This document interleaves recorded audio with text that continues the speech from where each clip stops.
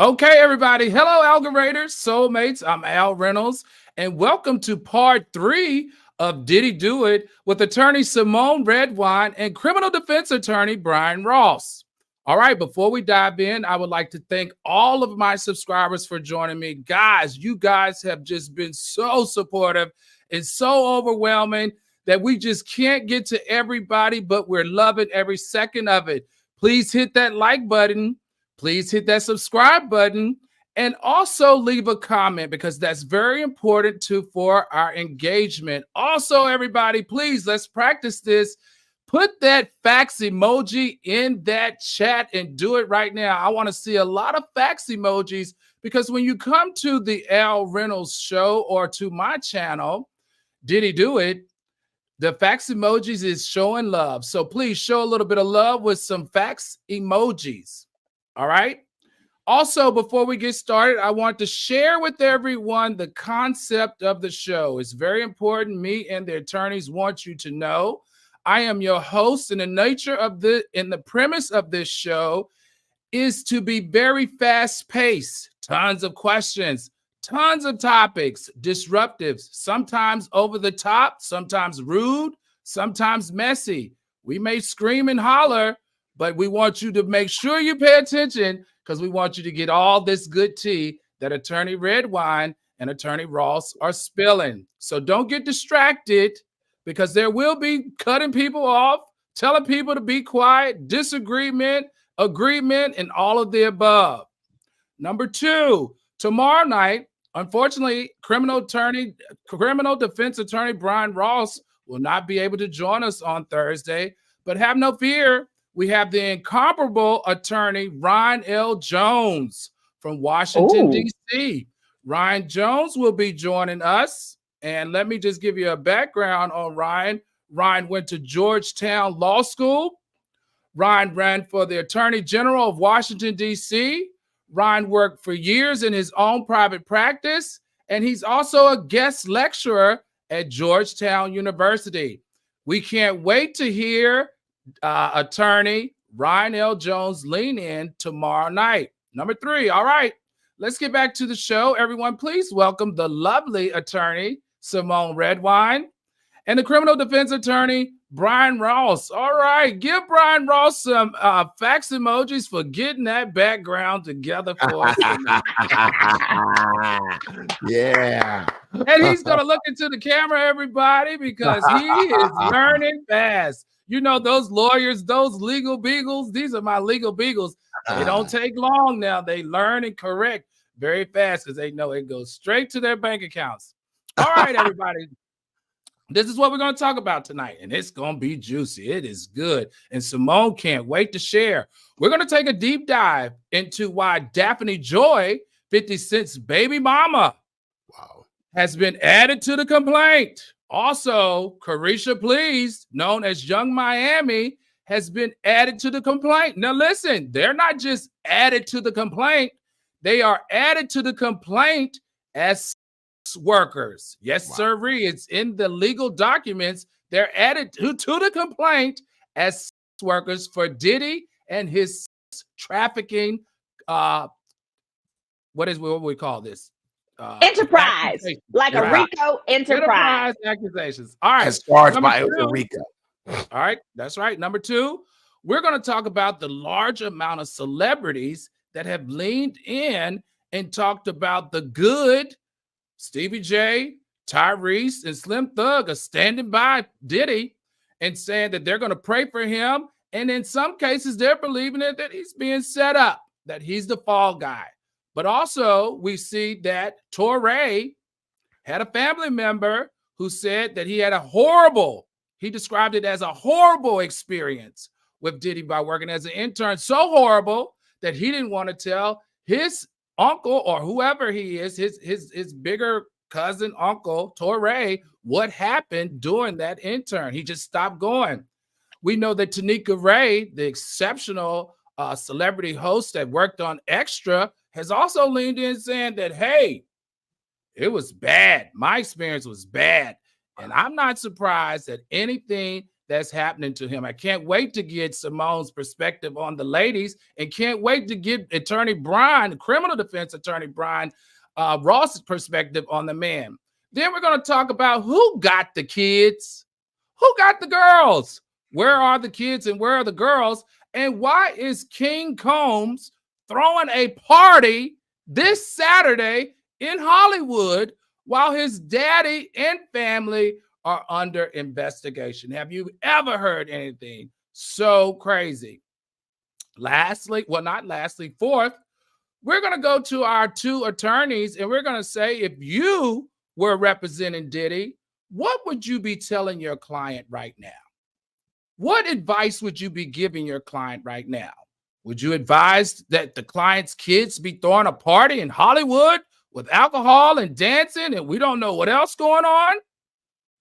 What would you be telling your clients right now? And lastly, the last 5 and 10 minutes of the show is going to be for you, the viewers. That's right, you, the viewers, because we value you, how you think, and what questions you have on your mind as it relates to this case. Now, I don't want you to put your questions in the chat right now. Hold your questions because we're going to get to it because you guys are so overwhelming in our chat that we can't keep up with you. So I'm going to tell you when to put your questions in the chat. All right, enough being said, let's jump right in.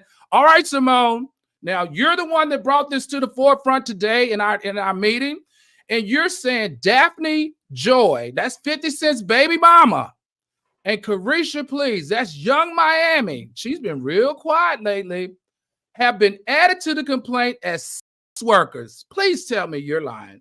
Yes. Now, hold on. Before I can say anything else, I have to let you guys know in the audience, the way my ADD is set up, I am very grateful for Al and anyone else in my life. I need y'all to sometimes kind of keep me combined and on task because I'm not on my ADD medications, okay? So I need a moderator. Thank you, Al.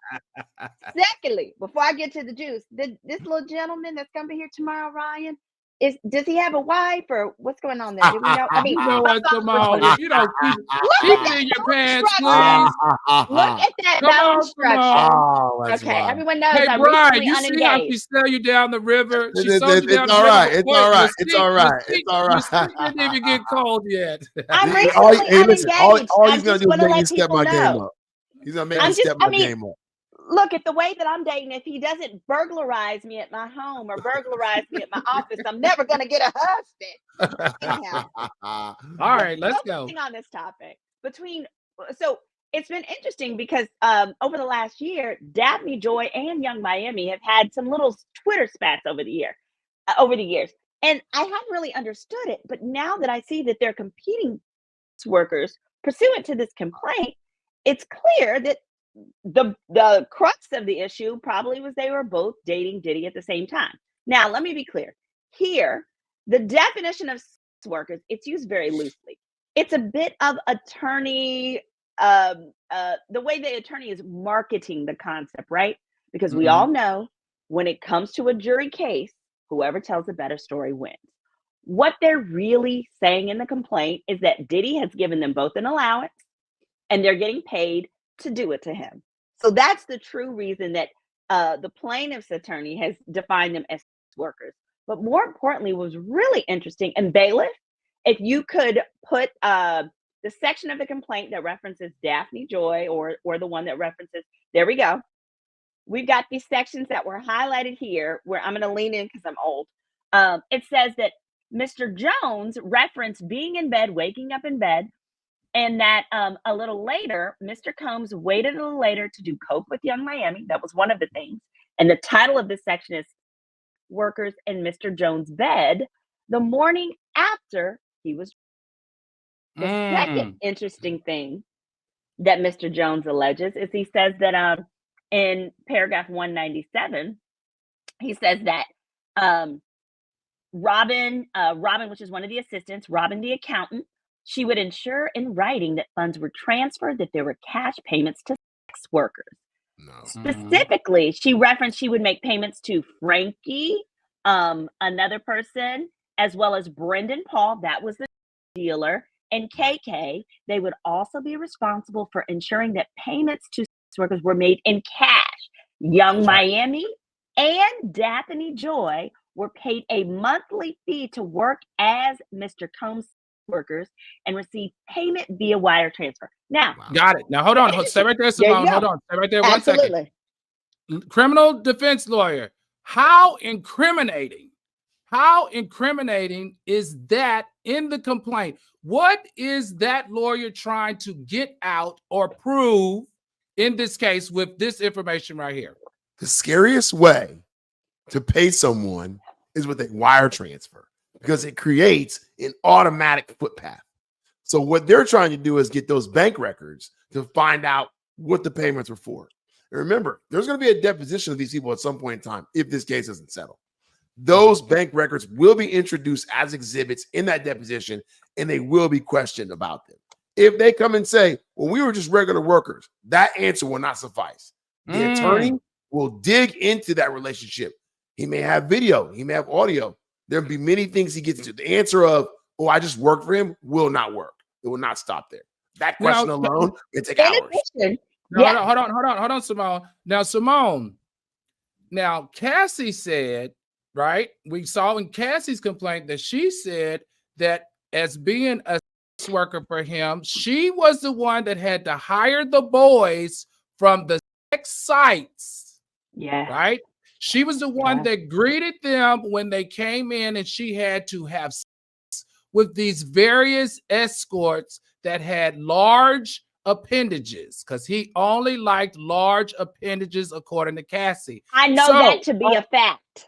Okay, we know that to be a fact. Now, I do. Are we saying in this complaint, is Rodney Jones alluding because when Cassie was moved out of the picture, that Daphne and Carissa Please took on that role too? That's exactly what it sounds like, Al. Yes. And not only does it sound like that, I'd say two additional things. Carisha has already interviewed in interviews. She's alluded to the fact that he gives her an allowance of around $100,000, right? Wow. That he will spend $100,000 on her, no problem. But more importantly, piggybacking off of what Brian said, the whole wire, 2 words, y'all pay attention to: wire fraud. Yes.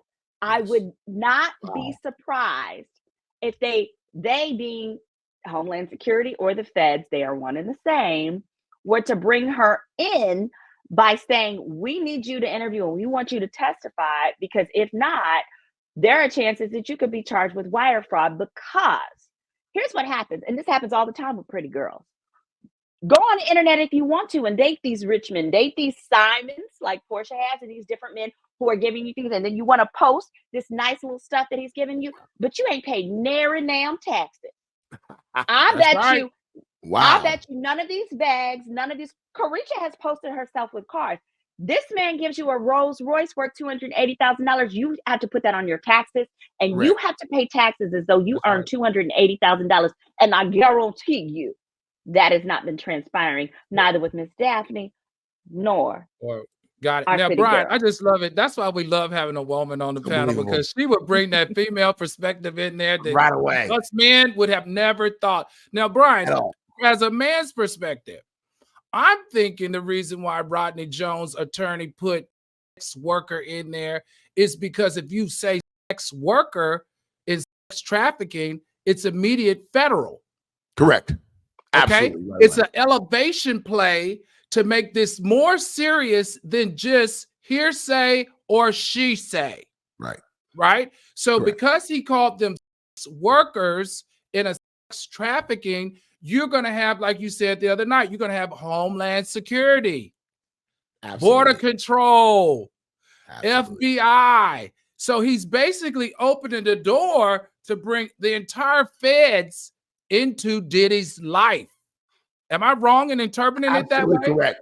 And it's very important to remember that in this climate where you have a Super Bowl in LA, a Super Bowl in Miami, the federal government is directly intervening into the world of.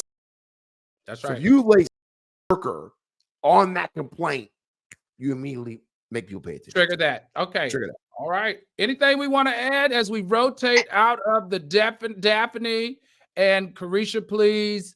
I need to. All right. Point of clarification. I saw in the comments that someone stated that Daphne has a newborn. Is Daphne Joy the baby mama to the baby love? Wow. Am I correct that Daphne Joy has 2 children, one by Diddy and one by 50 Cent? Is that No, the I don't think that's correct. But Yeah, I don't think so let's either. ask guy. Let's do our research on that, because one That thing doesn't about sound me and right. my fans know about me is that we do our research. We never want to misspeak, but I think if it was Daphne Joy, don't you think we would know by now? Now Well, I no, it is the complaint states Daphne Joy. no. I'm Daphne talking Joy, about you're saying is the new baby by Diddy. correct. I don't Daphne's think so. I think that's a no-name Asian lady. I think it's an okay. Asian lady that's just not famous. Correct. But it was Okay. interesting to me that Daphne Joy was added because that now explains a little bit more of 50 Cent's animus. Because he's Yes, got this for sure. animus towards Diddy. And For 50 sure. Cent don't play about disrespect. Now, I've heard a lot of things about him, and I'll tell you, in my life, I fear God, my mama, and a Twitter beef with 50 Cent. Okay. I don't want no smoke for him. Mr. 50, please don't do it. Please don't. But what's interesting is I know people over the years. I went to college. One of my best friends from college is also a best friend of 50 Cent. As much as he does seem petty and mean, he is also a very, very loyal person. So it was interesting to me to hear this because I would not be surprised if he's, for example, expressed things to his baby mom, Daphne Joy, and kind of felt like, you know what, this was disloyal of you to have laid down with me, dated me, and then gone over to this mofo and did that. Wow. So Right. I wonder if that might be a part of the animus that's there. Well, I'm pretty sure. I just want to make this correction for everybody because I know the chats are going crazy. All right. The correction is Gina is the girl with the new Thank baby. you. Gina Thank you. Hun, and that is the new baby mama. We do not want to go on the record saying that No. anybody other than Gina is the mother of the new baby. All right, now let's go back really quick because I think we spent a lot of time here, but I want to share this last little piece as it relates to 50 cents. Now we know from the streets are speaking very loud that Daphne Joy had a very similar role as Cassie in the recruitment of the boys or of the men, of the escorts. All right. So I just want to add that the streets and from our comments are saying that Daphne Joy was definitely involved in booking the escorts for Diddy. All right. That's allegedly. But according to Rodney Jones, it's not allegedly. All right. Let's keep going. All right. So let's go to this weird division amongst celebrities. All right. You have some celebrities, mostly men, that are saying, hey, we're going to stand in support. He's an icon. He's a hip hop icon. He's a culture icon. We're going to stand by you. And we feel like you're the fall guy for something. Now, that's what Stevie J is saying. That's what Tyrese is saying. That's what Slim Thug is saying. What do you think about that, Symone? Do any of those three men have any levy? Wait. Now we said Tyrese, Slim Thug, and who was the other one? Stevie J? Stevie J. Stevie J. Now, Stevie J is allegedly playing with people's too. Ooh. Okay. Tyrese is always crying about something. He has no credibility with me. But I would be more likely to listen to Slim Thug, both because I'm a Houstonian, but also I understand it to be the gist of what he's saying is, hey, it could happen to any of us.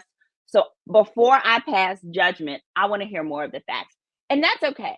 I could see any I want to make musician. sure I understand what you're saying. You're saying that sex trafficking, I just want to be clear, a counselor, that you're saying trafficking, you are agreeing that sex trafficking could happen to any of us? No, I think he's saying these level of allegations with you being a rapper with lots of money could happen to any of them, not us. Okay, all right. I just want to make so. If you're one, I'm confused by that because you can't get sex trafficking allegations unless you're sex trafficking.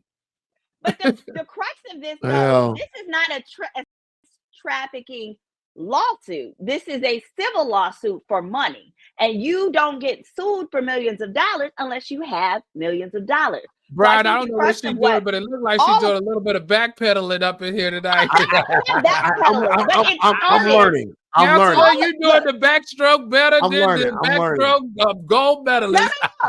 I'm not saying that. What I'm saying is it all started with this guy saying I was unpaid and Diddy followed. No. Right? I don't want you to back up out of this. So, you know, right. we said we're gonna call each other out. We said we were gonna get messy.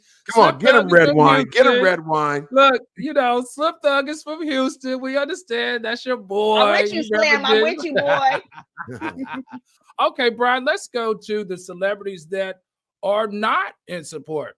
We found out this morning that Torre had a family member he called Diddy up because he had a strong enough relationship. Let's talk about that, because that to me I found to be super interesting.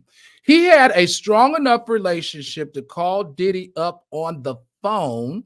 Yes. Everybody follow me on this.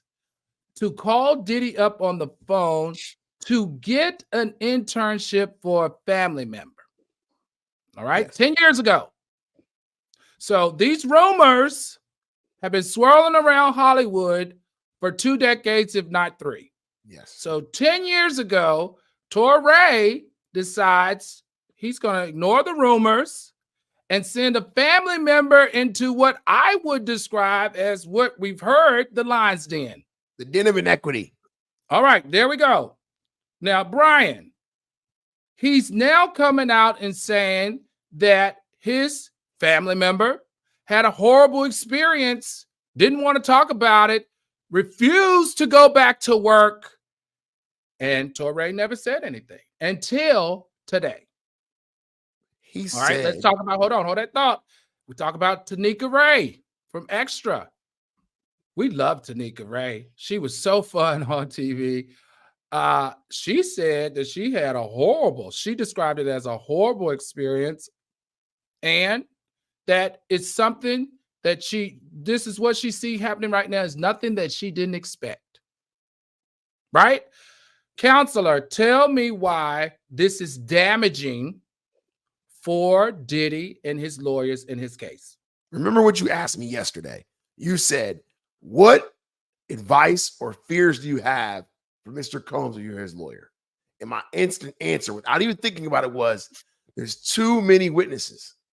So here we are 72 hours removed from this raid, and you already have all these people saying we had a common experience with Diddy. And he's imposing that you can't get away from him. I mean, this is what Tanika Ray is saying. She kept her space. She kept her distance. She knew not to go near him. This is a reputation that precedes and follows the man, unfortunately. Whether it's true or not, that is the common theme. And in federal court, sometimes a modus operandi, that's everyone's legal term of the day, modus operandi habits are admissible in federal court. So these what does that mean? Dangerous. What does that mean? What does that mean?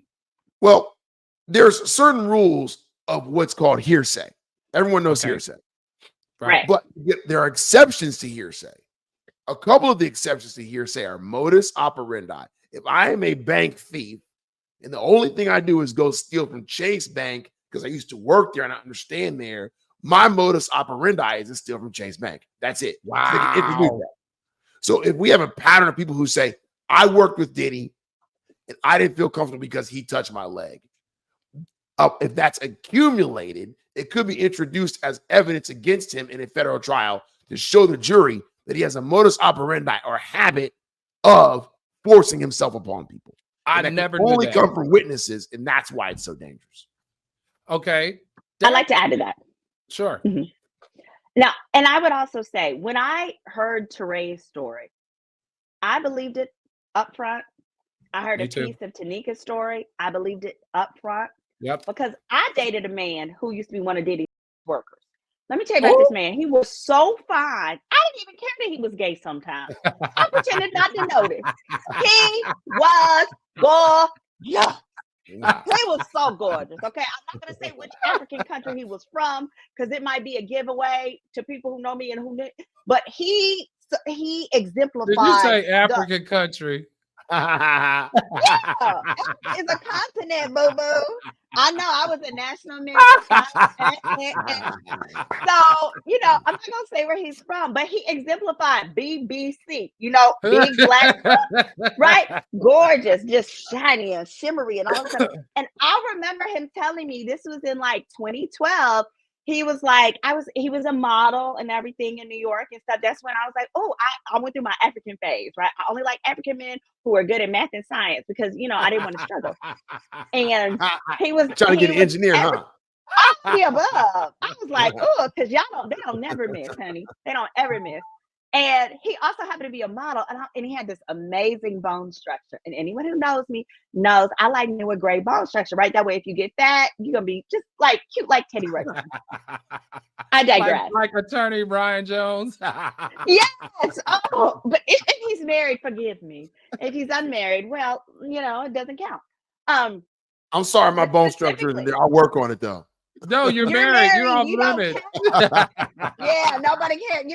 You're good as gay to me. I can give you a hug. You can cuddle. You're my friend, but I can't do it to you. Anyway, back to my gay boyfriend.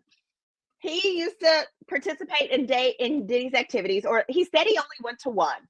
And I remember having him describe it, and he told me that it was in New York. It was in the outskirts, like a little bit upstate, like, or wherever. He said he walked in. I think he told me that they had on like masks and things like that, so that you wouldn't immediately know what was what. But he said it was too much. He claimed he only did it one time because I think he knew it. He told me like, yeah, I fondle Diddy's butthole every Thursday. That I wouldn't, give him multiple dates. But I'm just saying, as an example, I have heard these stories for over a decade. So now that this came out, and literally what he told me tracked Cassie's complaint, I was like, oh, I think there's some there. I think there's something here. All right. So thank you, Symone, for that story. Now, we're going to close this out with my thoughts on this. And I've said this on multiple occasions.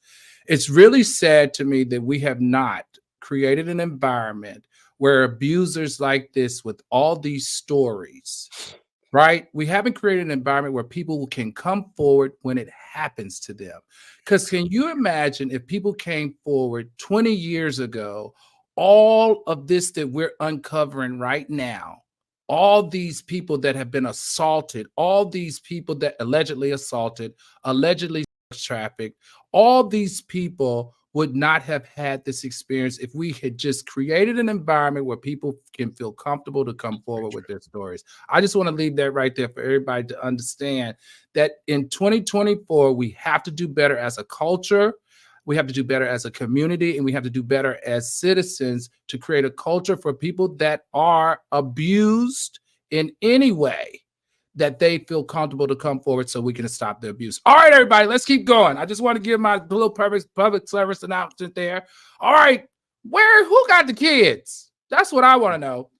Who got the kids? All right, where are the daughters? Because we know that they are underage. Some people say that they're staying with Kimora, who's the godmother, but where are the daughters? And can you imagine watching all of this unfold on television, on your phone? Those little girls are very sophisticated. They walk in fashion shows in Milan. They are the talk of the town. They're socialites. You can't tell me that they're not watching all of these accusations of workers, trafficking, all this comments and talks around their dad. How do you think they're feeling? What do you think is going through their mind, Brian? You're the parent here. I think that they're having a hard time. The problem is you still have to go to school. You still have to go to gymnastics. You still have to go to soccer. You still have to go to fashion. And people are coming up saying to you, what's going on with your dad? I heard about your dad. And here it's too much. It's really too much for them. I feel bad that they're in this position. I really do. That, you know what? And there's no way that those young ladies can escape this. No. And what do you think Misa is saying, attorney Redwine, who she already was mad. She was mad months ago, if not a year ago. What do you think is going through her mind? And before I even get into Misa, I want to take this time to say, ladies, gentlemen, if you are no longer married to your children's parent, this is the time, this is the signal to get a will. I say that because in Kim's instance, right, if she left a will, that will could say, if anything ever happens to me, I want their godmother, Kimora, to play the mother role. Yes. And that actually would take precedence in the event that, let's say, CPS were to become involved in the situation, right? And it was a situation of grandmother versus Kimora. A judge would give a lot of weight to the fact that this is who the mother who is speaking from the grave has appointed. So it is never too late to get a will. So I'll say so that. let me ask you this really quickly. Does it Yeah. matter that Kimora is laden with legal woes with her ex-husband? No, because none of those things are criminal with respect to her. It's her ex-husband has done he's white collar crime and he's a white man. Let's just say what it is. Call a spade a spade. Okay. Call a spade a spade. All right. So we talked about the kids. We talked about the empathy for the kids. We talked about what they're possibly going through. Well, it doesn't look like King Combs is going through anything. King Combs is having a party. Look at this. Child. Now, if you're in LA, I'm not no attorney. Read the room, sir. Right. I'm not no attorney. I do crisis publicity and marketing. I can't support this in any way. I really can't support this in any way. And even if he were to have a party, I wouldn't promote it online. And even if I were to promote it online, I wouldn't promote it with no clothes on. Am I reading this wrong, Brian, in Attorney Redwine? Am I the one that if I saw this pop up as his attorney, I would want to go throw the phone out the window? He would get a phone call. I would say, what's going on? Take it down. Like, no, do you want, like, I know you're not guilty. I know you haven't been charged with anything. I understand all that. Our job right now is to do nothing. Okay? Right. Go find another house in Miami, run around on a boat or a jet ski for all I care. Look, you want to go buy another watch? Have 10. But we're not throwing a party at LA's hottest club while we're being investigated by Homeland Security. It's just inconsistent. Stop it. Absolutely. And me as a civil attorney, right, who does personal injury, wrongful death, serious injury suits, I'm calling my private investigator, baby. Absolutely. I'm calling my private investigator. I said, line up the baddest chick. Absolutely. In LA. I want to have them go to his house.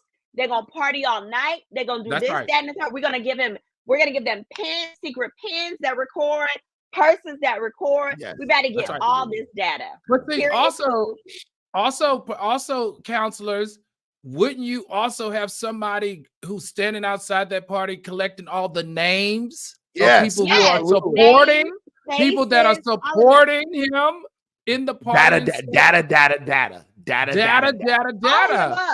Because those broads are broke. Okay, they are like broke 20-year-olds. So you say, look, I'm gonna give you $1,000 to give me some footage of this, that, and the third. And you know she's gonna record it. That's gonna pay my rent. Maybe not in California, but you get my gist. Well, I hadn't been out to a nightclub in a long time. That's what happens when you get married and have kids. That's okay. You're a good man. Through a source, I went out to DJ Khaled's birthday party at Club Live in Miami last fall. Everyone was there. Kanye was there. It was great. I thought people still danced in the club.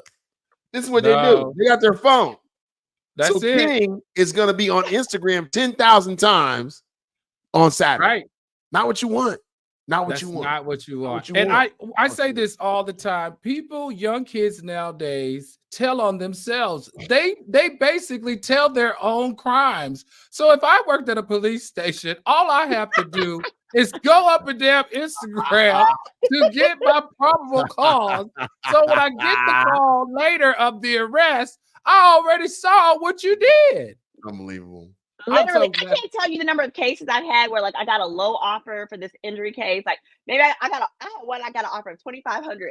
I went to that man's Instagram and I pulled shots of him smoking weed while driving a car. It was an auto accident. Smoking weed while driving a car, and I sent that as a supplement. I said, "You really want to do this in front of a Dallas County jury? Really?" Right. They gave me the policy limits. I was like, thank you, bye-bye.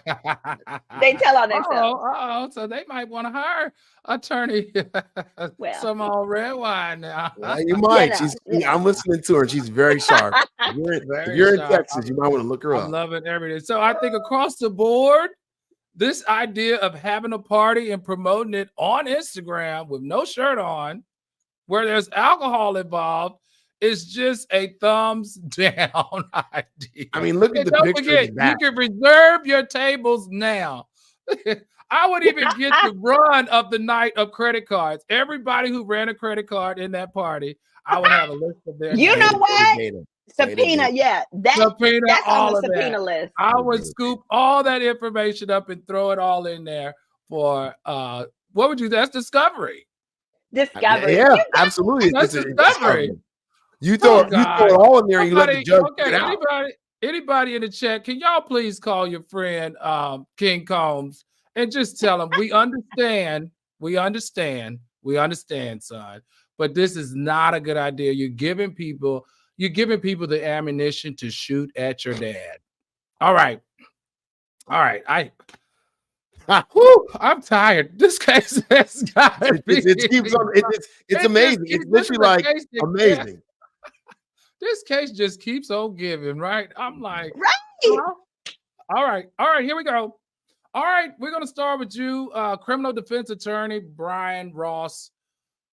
What are you telling your client right now? Because he's on the phone with you. We all know the cases here. You're on the phone with three people. You're on the phone with your legal team. You're on the phone with your crisis management team. You're all on the phone with him 3, 4, well, actually, that's not true, 10, 11, 12, 13 times a day. Yeah. Brion, what are you telling Diddy? What message are you continuously saying in his ear? What is it that you're hoping that you can get him to do or listen or break through as it relates to what he's doing? Because all this evidence that's coming out now, what would you be telling him? Get King on the phone right now and tell him to cancel the party right now. Okay, that's number 1. Okay. 2, stay on your island. Go get a drink with a coconut in it. Don't leave. Stay there. Let me deal with the drama here. You haven't been charged anything. Hopefully, if his lawyer, see, people, you have to understand, there's different levels of attorneys. If you are a certain attorney who the U.S. Attorney's Office respects, they'll communicate with you and tell you what's happening. They'll ask for things, and you can use that to help your client. If you don't have those relationships with those attorneys, the U.S. attorneys, they won't communicate with you. They won't return your phone calls. So hopefully his attorney is talking to the U.S. Attorney's Office daily via email, text message, however they're communicating and saying what's going on. What are you asking? That's right. Tell me, what are you asking? You've been in this case. You've tried on the federal level. What are you asking? Yeah. What are you asking? What are you asking? Is there anything my client can do for you? Is there anything he can say? Oh, you want us to respond? They're sending documents. What's this? You're trying to give very soft landing, legal, bland answers to them, and you're trying to pick their case apart from the inside. It's very difficult to do. On a criminal basis, remember, in the Fed system, you don't get anything. In Florida, we get depositions. We get to talk to the police officers. In the federal system, they walk in with an arrest form, a witness list, and you're going to trial. So you really want to, it's very scary. We don't always call it federal trials. We call it federal sentencing. So you really want to try to bring that down, and that's what his lawyers should be doing, mitigation. All right. Hardcore. All right, Symone, what are you telling him? I'm going to say do whatever Brian told you to do. I don't do federal law. And he sounds like that's a real smart man. That's a good man, Savannah. That's what I'm saying. Period, Pooh. Well, I'm going to give you from a crisis management perspective, right? I have a client that it's just getting uglier day by day. I don't believe I would have let my client get on a plane and try to fly out the country.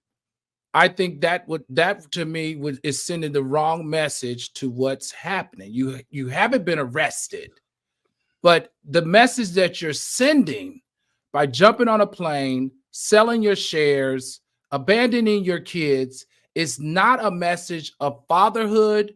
It's not a message of innocence. It's not a message in which the public can interpret it as anything positive. Am I wrong as for attorneys? I think I would not have let him. I would have preferred to see him and paparazzi be called or whatever of him having dinner with his family. Bring your family together in this time of compromise. Show the public that you are a father that's concerned about not just your life, but your kids' life. Let the attorneys and media feed that narrative for you instead of this, let me run, escape, and hide. Because I have tons of people who are out here every day saying that I'm bad. So for me, I would be showing in every way a good. Now, I wouldn't be supporting my son having a birthday party, but I definitely would have a birthday party at some outdoors restaurant, having a cake, giving him family. I would bring in my mama. I would bring in Kimora with the girls. I would bring in bigger names of support that could walk through that door and show, hey, we're standing with Diddy in this time of distress. I don't like this idea of fleeing and then getting caught with a 25-year-old boy who Rodney said it's a drug dealer. Not good at all. What are you doing? Literally, the moment that complaint came out with that accusation, Diddy should have distanced him from that man. Yeah, he should have never been around been him. seen publicly or otherwise with any of those people that he was out. Perhaps if he was still dating Young Miami, perhaps, but definitely not. Right. Yeah, but definitely not the drug dealer crackhead boy who literally looks like he hasn't washed his bottom or cleansed himself in 11 years. Absolutely not. I object. You can't stand that dirty little boy. He looks stinky. He looks stinky and he looks untrustworthy. And most importantly, I firmly believe he's going to be the first to flip and he will give us the tea. That is my let me ask you this really quick. If Rodney said that Carisha Please is a sex worker, would you be seen around Carisha or no? No, not a chance. I don't think they're doing it to each other anymore. You don't want any of them around at this time. You don't want Daphne around. And what with them not doing each other? If Diddy, if you're not doing it to him, you have no purpose in his life. You got to do it to him, or you got to give him. Right. You know what's so interesting? I would have had that new little baby. I would have gotten caught rocking that new little baby on a front porch at church on Easter Sunday. Easter Sunday. I would have been at my palm. I would have had my palm Sunday. Sunday. Oh no, I would have gone to two baptisms. I would have rode in on a donkey. I'm gonna be a TJ's church. I'll let you know if I see Diddy in there with the baby. Rock my baby, swallow it up, rock my baby, swallow it up. He did. Great job. All right, everybody. Great job. What an evening we had tonight with these two legal beagles right here. And once again, let me share with the audience, it is called Legal Beagles. We've been corrected in the chat by saying it's the Legal Eagles. No, it's not. It's Legal Beagles. I call them that for a reason because of what you heard tonight. They are on top of their game. They win for their clients, and they know the law. All right, everybody, we're going to take the next 5 to 10 minutes to answer some of your questions. All right, so what do you want to know? Hit me in the chat, but before we go there, can I get some facts emojis, please? Can I get some facts emojis, please, if you enjoyed tonight's show? If you enjoyed tonight's show, can I get some facts emojis, please? All right, here we go. First question.